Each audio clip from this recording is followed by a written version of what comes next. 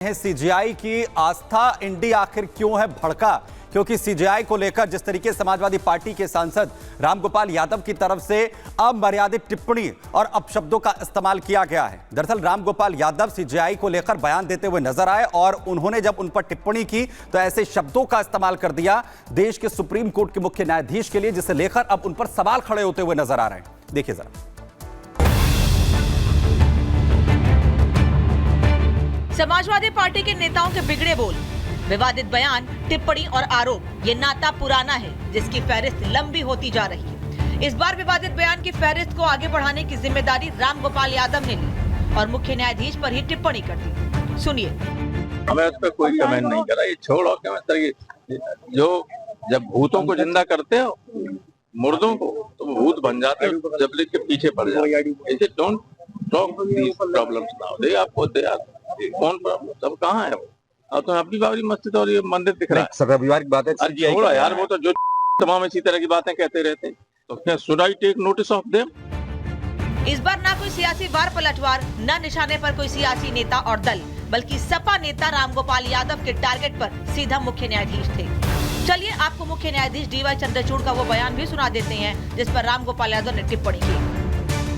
जेव्हा मी अयोध्येचं काम माझ्या पुढे आलं होतं, आणखीन आम्ही 3 महिने अयोध्येच्या कामावर आम्ही विचार करत होतो, म्हणजे शेकडो वर्ष ज्याला कोणी सोल्युशन मानलं नाही ते काम आमच्या पुढे आलं होतं। आणि त्यावेळेला एक असं झालं ते काम चालूच असताना की ह्याच्यात मार्ग कसा शोधायचा, आम्हाला कोणालाही माहिती नव्हतं ह्याच्यात मार्ग कसा शोधता येईल। त्यावेळेला मी आपल्या दररोजच्या दैनंदिन जीवनात माझी पूजा करतो तेव्हा मी देवांच्या पुढे भगवंतांच्या पुढे मी बसतो तिथे आणि मी त्यांना सांगितलं ह्याच्यात मार्ग तुम्हीच शोधून द्या आणि आपला जर का विश्वास असेल, आपली आस्था असेल तर मार्ग आपल्याला नेहमी देव शोधून देतात। रामगोपाल यादव के बिगड़े बोल पर अब घमासान मचा। बीजेपी, समाजवादी पार्टी और उनके नेताओं के संस्कार पर सवाल उठा रही है तो रामगोपाल यादव मीडिया को ही कटघरे में खड़ा कर यूटर्न लेते दिख रहे हैं कि संविधान का अपमान, यही हमारी पहचान। संविधान की बातें तो करते हैं पर चीफ जस्टिस ऑफ इंडिया को किस प्रकार की गालियां बकते हैं। पहले संवैधानिक पद पर बैठे हुए प्रधानमंत्री को गाली, राष्ट्रपति को गाली, राष्ट्रपत्नी बोला था, ईवल मानसिकता का बोला था, फिर EVM इलेक्शन कमीशन को गाली चुनाव हारने पर, और अब चीफ जस्टिस ऑफ इंडिया को इतनी गालियां बक रहे हैं। ये दिखाता है कि ये संविधान के नहीं, ये केवल परिवार तंत्र के लोग हैं, परिवार तंत्र में यकीन रखते हैं, लोकतंत्र में यकीन नहीं रखते। रामगोपाल यादव जी ने जिस तरह की शब्दावली का इस्तेमाल सुप्रीम कोर्ट के प्रधान न्यायाधीश के प्रति किया है, ये न्यायपालिका की अवमानना भी है। समाजवादी पार्टी के संस्कारों को दिखाता है कि समाजवादी पार्टी देश के संविधान पर भरोसा नहीं करती, देश की स्वतंत्र न्यायपालिका पर भरोसा नहीं करती और गाली गलौज की भाषा का इस्तेमाल कर रही है। ये बहुत दुर्भाग्यपूर्ण है, बहुत निंदाजनक है और समाजवादी पार्टी को प्रोफेसर रामगोपाल यादव के खिलाफ कठोर कार्रवाई करनी चाहिए। वो अपने नाम में प्रोफेसर लिखते हैं लेकिन उनके आचरण शैतान बच्चों जैसे हैं। कोई सीजे संबंध पर सवाल ही किसी ने नहीं पूछा।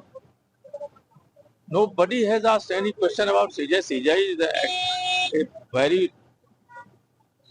erudite person, excellent person. अरे हमने कौन सी टिप्पणी की? जब तक CGI के बारे में किसी ने पूछा ही नहीं, दादा कोई चीज जोड़ अलग बात। हमसे सिर्फ बहराइच के बारे में पूछा।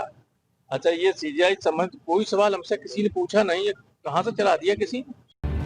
पूरे विवाद पर अब सियासी घमासान शुरू हो चुका है, लेकिन सवाल यह है कि CGI की आस्था से रामगोपाल यादव को दिक्कत क्यों है और सनातनी आस्था के नाम पर इंडी को मिर्ची क्यों लगती है। Bureau report, Republic Bharat. और आगे बढ़ते हुए अब बात करेंगे दिल्ली धमाके के पीके प्लान के बारे में।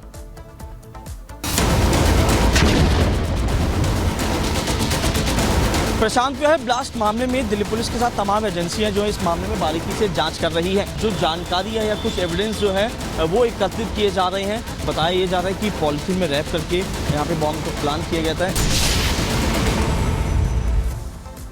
तो दिल्ली में हुए धमाके का पाकिस्तान और कनाडा कनेक्शन अब सामने आ रहा है। जी हाँ, धमाके में जिस सफेद पाउडर का इस्तेमाल किया गया वो कहां से आया, जिस सोशल मीडिया प्लेटफॉर्म पर धमाके की साजिश रची गई उससे भी सबूत जुटाए जा रहे हैं। लेकिन जांच में अब तक क्या मिला है, सबसे पहले ये जान लेते हैं।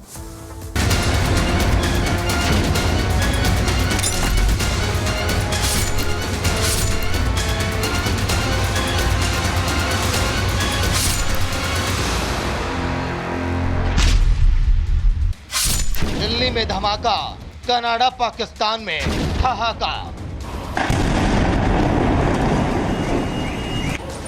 सफेद पाउडर का राज, कनाडा पाकिस्तान से जुड़े तार।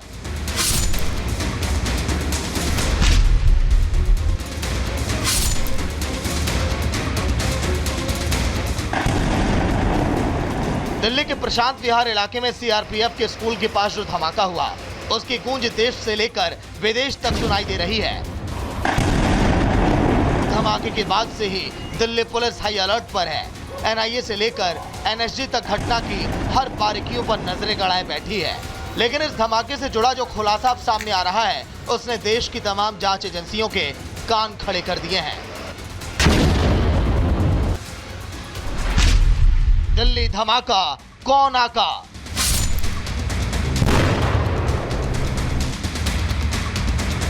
दिल्ली में जो ब्लास्ट हुआ उसको लेकर के जो जांच पड़ताल की जा रही है, दावा किया गया है कि इसके पीछे खालिस्तानी आतंकी हो सकते हैं, खालिस्तानियों का हाथ हो सकता है, क्योंकि एक टेलीग्राम चैनल के जरिए दावा किया गया है कि इसके पीछे खालिस्तानी ऑपरेटिव्स का हाथ है। हालांकि जिस Telegram channel justice league India पर इस घटना का सीसीटीवी वीडियो डालकर धमाके के पीछे खालिस्तानी ऑपरेटिव्स का हाथ बताया जा रहा है, दावा किया जा रहा है कि उसे पाकिस्तानी खुफिया एजेंसी आईएसआई के हैंडलर चलाते हैं। बताया जा रहा है कि इस टेलीग्राम चैनल का इस्तेमाल पाकिस्तानी आतंकियों के अंजाम दिए गए आतंकी घटनाओं का अपडेट शेयर करने के लिए किया जाता है। ऐसे में कयास ये भी लगाया जाना शुरू हो गया है कि भारत विरोधी एजेंडे पर खालिस्तानी और पाकिस्तानी आतंकी संगठन एक हो चुके हैं। अब इसमें खालिस्तानी एंगल पे भी दिल्ली पुलिस की टीम इन्वेस्टिगेट करी, क्योंकि धमाके के कुछ घंटों बाद सोशल मीडिया के प्लेटफॉर्म पे एक धमाके का वीडियो अपलोड किया जाता है, एक जानकारी ली जाती है और उसमें खालिस्तानी जिंदाबाद लिखा जाता है। इसके बाद दिल्ली पुलिस की जो एक टीम है वो इस एंगल पे जांच करेगी, करने का इसमें खालिस्तानी एंगल तो नहीं हो सकता। उसको लेके सोशल मीडिया प्लेटफॉर्म टेलीग्राम को एक लेटर लिखा गया है, जिससे कुछ जानकारी जो है वो टेलीग्राम के माध्यम से पुलिस को मिल सके। लेकिन लेटर लिखा जा चुका है, लेकिन अभी टेलीग्राम की तरफ से कोई जानकारी जो है दिल्ली पुलिस को साझा नहीं की गई है। हैरानी यह है कि इस मैसेज को पाकिस्तान से चलने वाले कई टेलीग्राम चैनल पर सर्कुलेट किया गया। इस दावे को सर्कुलेट करने वाले ज्यादातर वो टेलीग्राम चैनल हैं जो कश्मीर में होने वाले आतंकी गतिविधियों की अपडेट भी शेयर करते हैं। तो कहीं ना कहीं ये साफ इशारा करता है कि पर्दे के पीछे भारत विरोधी एजेंडे को लेकर खालिस्तानी और पाकिस्तानी अब एक हो चुके हैं। दिल्ली में जो ब्लास्ट हुआ उसके पीछे खालिस्तान को जिम्मेदार ठहराया जा रहा है, लेकिन जिस चैनल के जरिए इस बात की जानकारी दी गई है, कहा यह जा रहा है कि वो पाकिस्तानी खुफिया एजेंसी आईएसआई चलाती है। यानी कि हो सकता है कि इसके पीछे पाकिस्तान का भी हाथ हो और जानबूझकर गुमराह करने की कोशिश पाकिस्तानी आतंकी कर रहे हो।